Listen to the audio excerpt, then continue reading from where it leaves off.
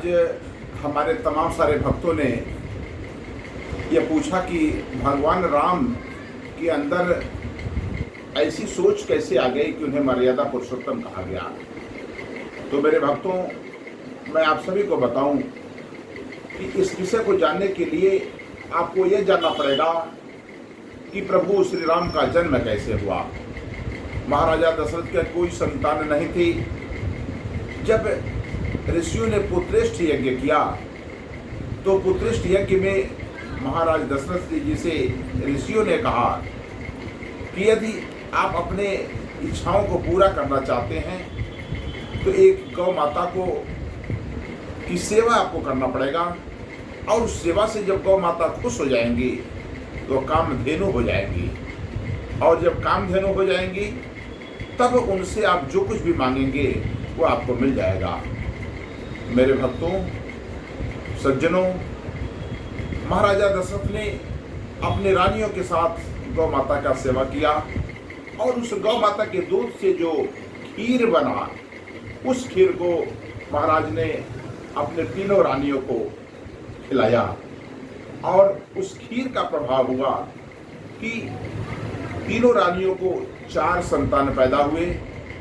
भगवान राम, लक्ष्मण, भरत और शत्रुघ्न।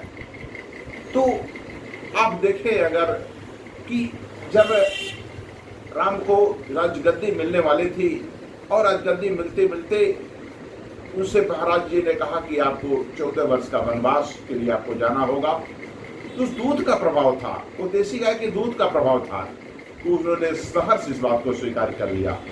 और अगर एक दूसरा उदाहरण आपको दें, जब भगवान राम लंका को जीत गए, जीतने के बाद जब अगर वो दूध का प्रभाव न होता तो आजकल थोड़ा सा भी कोई प्रॉपर्टी कर लेता है तो अपने भाइयों को भी नहीं देना चाहता है।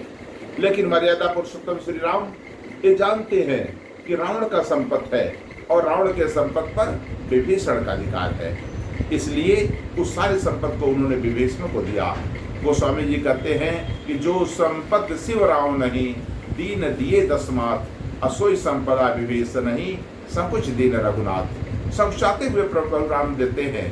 तो हे मेरे भाइयों बहनों, हे हिंदुस्तान के लोगों, यदि आप चाहते हैं आपका लड़का राम बने, राम के स्वभाव का हो, मर्यादा हो, उसके अंदर पुरुषोत्तम की भावना पैदा हो सके, तो इसके लिए आप सभी को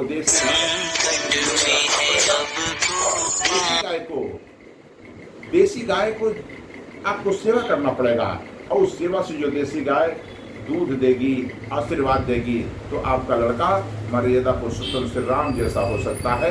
इसलिए आज के मैं अपने इस विषय पर, आपके इस प्रश्न पर मैं यही उत्तर देते हुए अपनी बात समाप्त करूंगा कि आप गौ माता की सेवा जरूर करें, आपको हर चीज़ की प्राप्ति हो जाएगी। जय गौ माता, जय रामकृष्ण विवेकानंद।